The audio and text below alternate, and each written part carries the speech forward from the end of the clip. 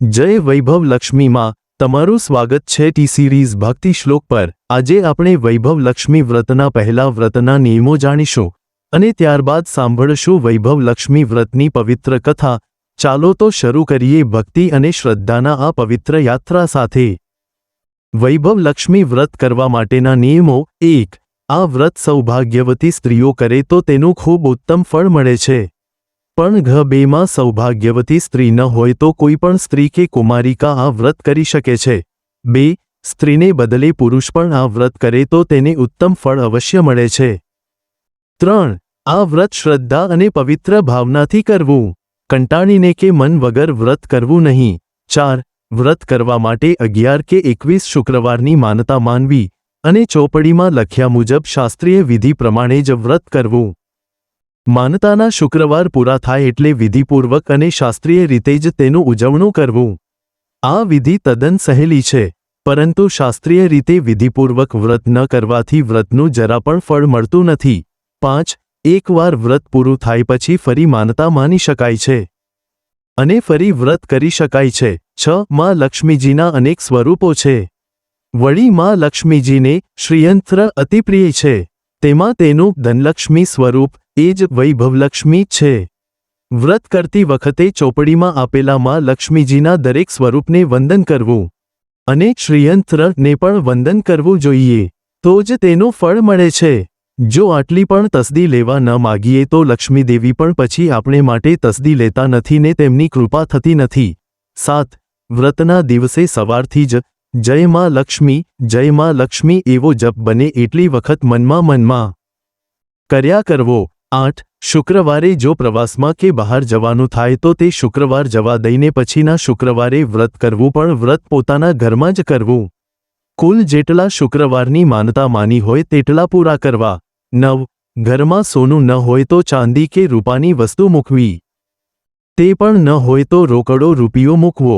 10. વ્રતના ઉજવણામાં 7 સ્ત્રીઓને અથવા તમારી ઈચ્છા અનુસાર 11, 21, 51, 101 સ્ત્રીઓને સાહિત્ય સંગમની શાસ્ત્રીય વિધિવાળ વૈભવલક્ષ્મી વ્રતની ભેટ આપવી।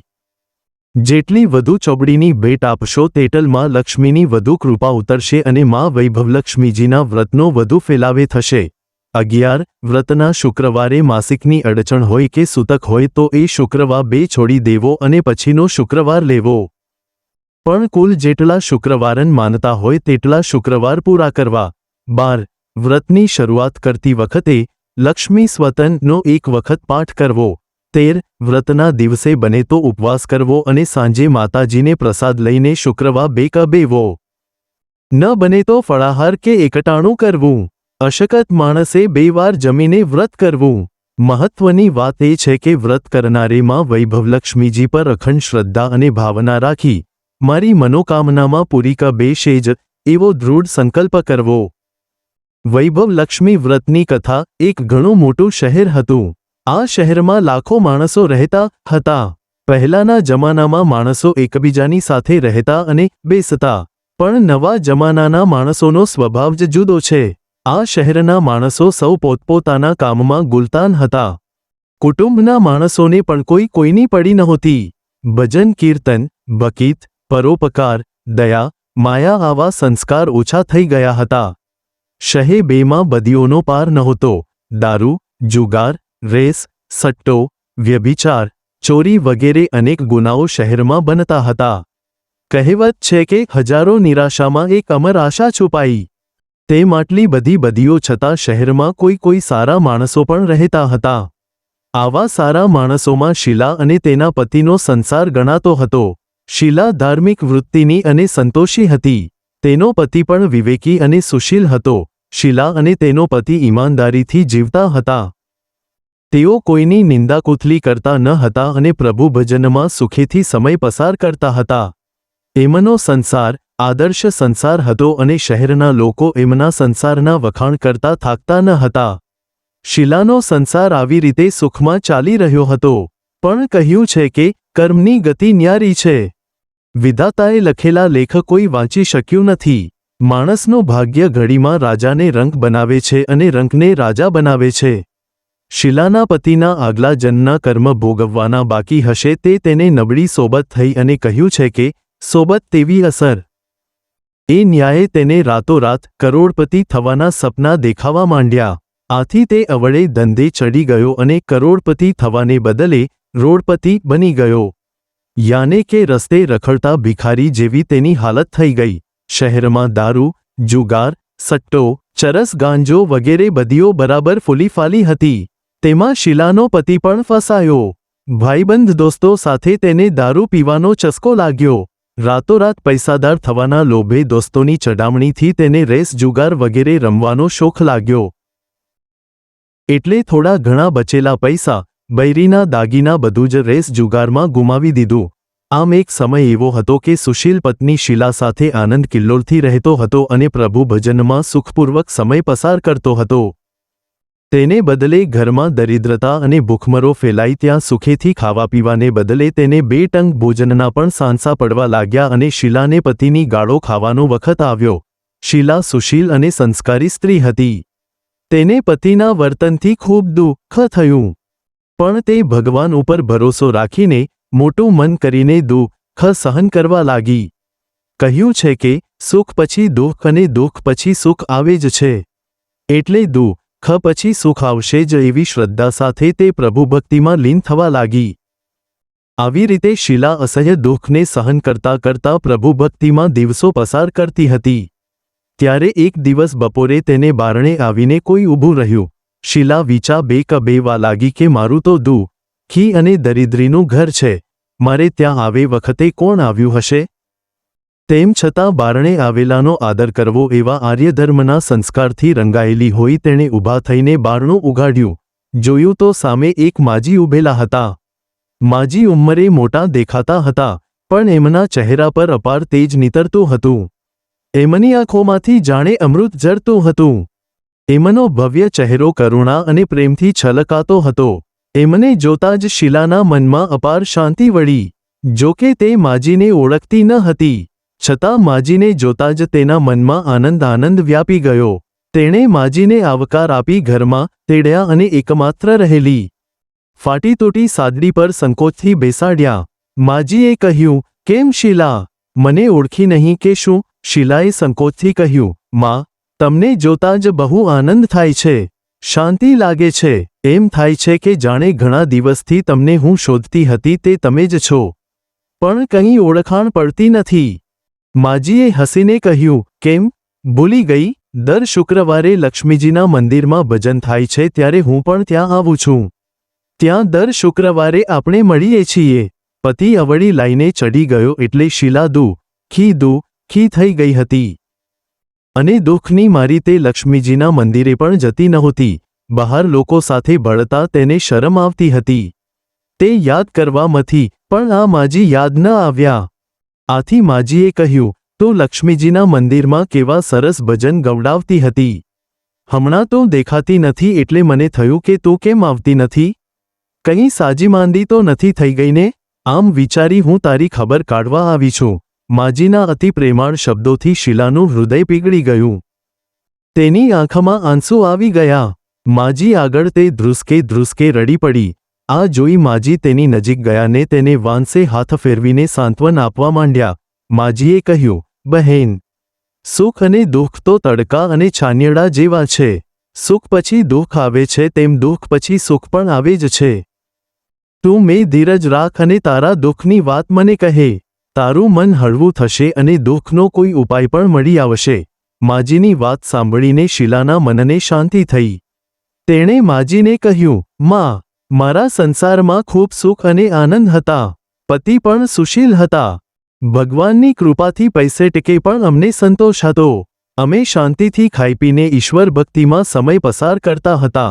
પણ અમારું ભાગ્ય રૂક્યું હશે તે મારા પતિને ખરાબ સંગત થઈ ગઈ.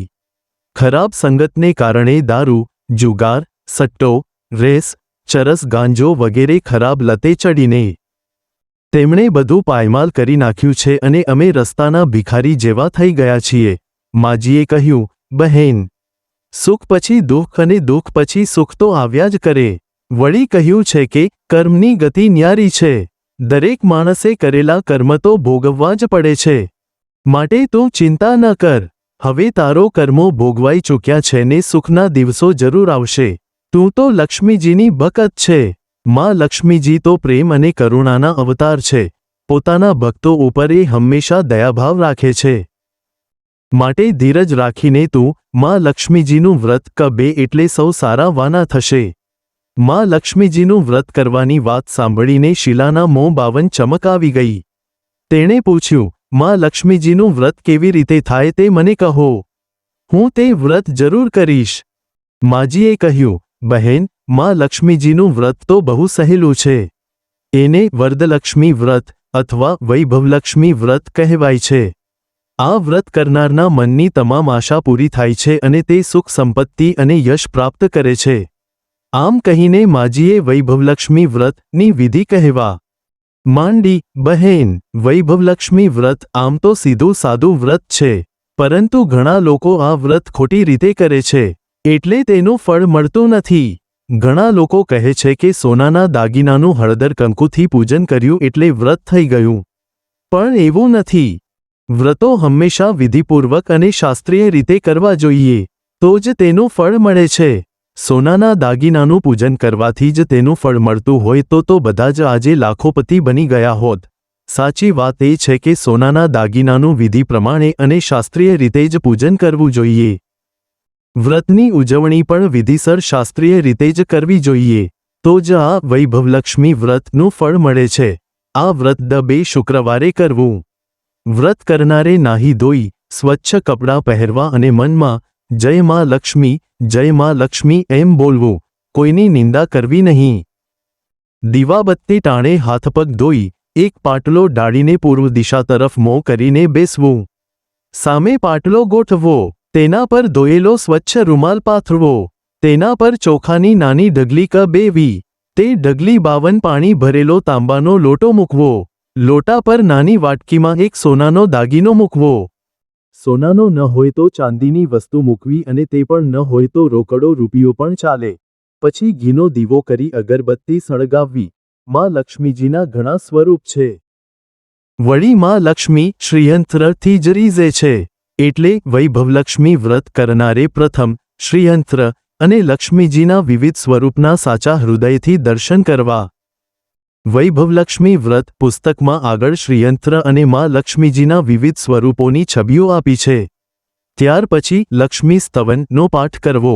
ત્યાર પછી વાટકીમાંના દાગીના કે રૂપિયાને હળદર કંકુ અને ચોખા ચડાવી પૂજા કરવી અને લાલ રંગનું ફૂલ ચઢાવવું. સાંજે બનાવેલી કોઈ મીઠી વસ્તુ પ્રસાદમાં ધરાવવી. ન બનાવી હોય તો ગોળ અથવા સાકર પણ ચાલે. પછી આરતી ઉતારવી અને 11 વાર સાચા હૃદયથી જય માં લક્ષ્મી બોલવું. પછી પ્રસાદ વહેંચવો. ત્યારબાદ વાટકીમાંનો દાગીનો કે રૂપિયો કાઢી લેવો. લોટાનું પાણી તુલસી ક્યારે રેડી દેવું અને ચોખા પક્ષીને ચણમાં નાખી દેવા. આમ શાસ્ત્રીય વિધિથી વ્રત કરવાથી તેનું ફળ અચૂક જ મળે છે.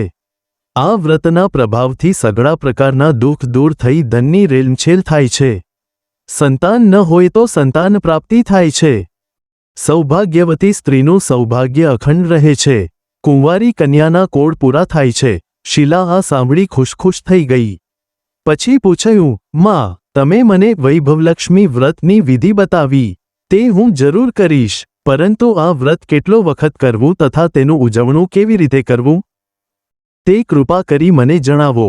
માજીએ કહ્યું, ઘણા લોકો રહે છે કે આ વ્રત ગમે તેમ કરવું, પરંતુ એ વાત સાચી નથી. વૈભવલક્ષ્મી વ્રત માં લક્ષ્મીનું વ્રત છે. એ 11 કે 21 શુક્રવાર સુધી કરવાનું હોય છે. આપણે જેટલા શુક્રવાર બેની માનતા માની હોય તેટલા શુક્રવાર આ વ્રત કરવું. વ્રતના છેલ્લા શુક્રવારે શાસ્ત્રીય વિધિ પ્રમાણે વ્રતનું ઉજવણું કરવું. ઉજવણામાં છેલ્લા શુક્રવારે દર શુક્રવારે કરીએ છીએ તેમ વ્રતની પૂજનવિધિ કરી નારિયેળ વધેરવું. પણ તે દિવસે ઘી બેનો જ પ્રસાદ ધરાવવો. તે પછી 7 કુંવારી કે સૌભાગ્યવતી બહેનોને કંકુનો ચાંદલો કરી વૈભવલક્ષ્મી વ્રતની એક ચોપડી ભેટ આપવી અને ખીરનો પ્રસાદ આપવો. પછી ધનલક્ષ્મી સ્વરૂપ, વૈભવલક્ષ્મી સ્વરૂપ, માતાની છબીને વંદન કરવું. માં લક્ષ્મીનું આ સ્વરૂપ વૈભવ આપનારું છે. વંદન કર્યા પછી મનોમન પ્રાર્થના કરવી કે, હે માં ધનલક્ષ્મી, મેં સાચા હૃદયથી તમારું વૈભવલક્ષ્મી વ્રત કર્યું છે. તો માતાજી, અમારું કલ્યાણ કરજો, અમારી મનની વાત પૂરી કરજો. ધન વગરનાને ધન દેજો, સંતાન વગ બેનાને સંતાન દેજો. સૌભાગ્યવતીનું સૌભાગ્ય અખંડ રાખજો. કુંવારીના કોડ પૂરજો. તમારું વ્રત કરનારનું ગયેલું સુખ પાછું આપજો અને અમને સૌને સુખી કરજો. આમ બોલી માં લક્ષ્મીજીના ધનલક્ષ્મી સ્વરૂપ ને વંદન કરવું અને આંખે આશકા લેવી. માજી પાસેથી વૈભવલક્ષ્મી વ્રત ની વિધિ સાંભળી શીલાએ આંખો બંધ કરી.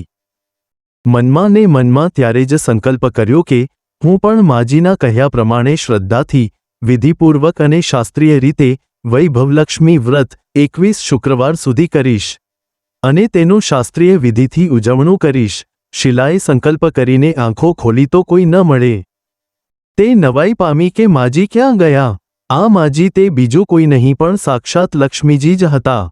શીલા લક્ષ્મીમાની ભક્ત હતી એટલે તેઓ ભક્તને રસ્તો બતાવવા માજીનું સ્વરૂપ લઈને શીલા પાસે આવ્યા હતા. બીજે જ દિવસે શુક્રવાર હતો.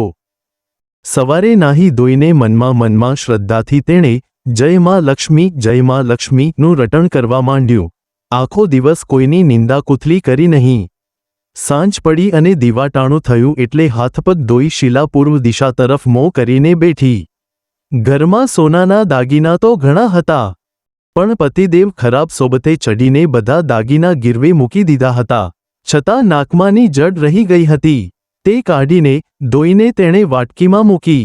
સામે પાટલા પર રૂમાલ પાથરી ઉપર ચોખાની નાની ડગલી કરી. તાંબાનો પાણી ભરેલો લોટો મૂક્યો અને તેના પર જડવાળી વાટકી મૂકી. પછી માજીએ જે વિધિ બતાવી હતી તે પ્રમાણે વૈભવલક્ષ્મી વ્રત કર્યું. ઘરમાં ચપટી ખાંડ હતી તેનો પ્રસાદ ધરાવ્યો અને જ્યાં એ પ્રસાદ પતિને ખવડાવ્યો ત્યાં જ પતિના સ્વભાવમાં ફરક પડ્યો. તે દિવસે તેના પતિએ તેને મારઝૂડ ન કરી. તેને ઘણો આનંદ થયો. શીલાએ પૂરી શ્રદ્ધાભક્તિથી 21 શુક્રવાર સુધી વૈભવલક્ષ્મી વ્રત કર્યું. 21માં શુક્રવારે માજીના કહ્યા મુજબ ઉજવણું કરીને 7 સ્ત્રીઓને સાહિત્ય સંગમની વૈભવલક્ષ્મી વ્રતની 7 ચોપડી ભેટ આપી. પછી માતાજીના ધનલક્ષ્મી સ્વરૂપની છબીને વંદન કરી ભાવથી મનોમન પ્રાર્થના કરી કે હે માં ધનલક્ષ્મી, મેં તમારા વૈભવલક્ષ્મી વ્રતની માનતા માનેલી તે વ્રત આજે પૂરું કરું છું. હે માં, અમારું કલ્યાણ કરજો, અમારા મનની વાત પૂરી કરજો. ધન વગરનાને ધન દેજો, સંતાન વગરનાને સંતાન દેજો. સૌભાગ્યવતીનું સૌભાગ્ય અખંડ રાખજો. કુંવારીના કોડ પૂરજો. તમારું વ્રત કરનારનું ગયેલું સુખ પાછું આપજો. અમને સૌને સુખી કરજો. આમ બોલીને લક્ષ્મીજીના ધનલક્ષ્મીમાં સ્વરૂપની છબીને વંદન કરીને આંખે આશકા લગાડી. આ રીતે શાસ્ત્રીય વિધિપૂર્વક શીલાએ શ્રદ્ધાથી વ્રત કર્યું અને તરત જ તેને ફળ્યું. તેનો પતિ જે ખરાબ સોબતે ચડી ગયો હતો તે એકદમ સુધરી ગયો અને પુષ્કળ મહેનત કરીને કામધંધો કરવા લાગ્યો. માં લક્ષ્મીજીના વૈભવલક્ષ્મી વ્રતના પ્રભાવથી તેને ધાર્યાથી વધુ નફો થવા લાગ્યો. તેણે તરત જ શીલાના ગીરવે મૂકેલા દાગીના છોડાવી લીધા. ઘરમાં ધનની રેલમછેલ થઈ ગઈ. ફરી તે સુશીલ અને ધાર્મિક બની ગયો. ઘરમાં ફરી પહેલાના જેવી સુખ શાંતિ છવાઈ ગઈ. વૈભવલક્ષ્મી વ્રતનો આ પ્રભાવ જોઈ મહોલ્લાની બહેનો પણ શાસ્ત્રીય વિધિપૂર્વક વૈભવલક્ષ્મી વ્રત કરવા લાગી. હે માં વૈભવલક્ષ્મી, હે માં ધનલક્ષ્મી, તમે જેવા શીલાને ફળ્યા તેવા સૌને ફળજો. સૌના મનની વાત પૂરી કરજો. સૌને સુખ શાંતિ આપજો. જય ધનલક્ષ્મી માં, જય વૈભવલક્ષ્મી માં, જય વૈભવલક્ષ્મી માં, જય વૈભવલક્ષ્મી માં, જય વૈભવલક્ષ્મી માં. જો વિડિયો પસંદ આવ્યો હોય તો લાઇક કરો, કમેન્ટમાં લખો જય વૈભવલક્ષ્મી માં, શેર કરો અને ચેનલને સબસ્ક્રાઇબ કરવાનું ભૂલશો નહીં. તમારા સહયોગથી જ ભક્તિનો સંદેશ વધુ લોકો સુધી પહોંચી શકે છે.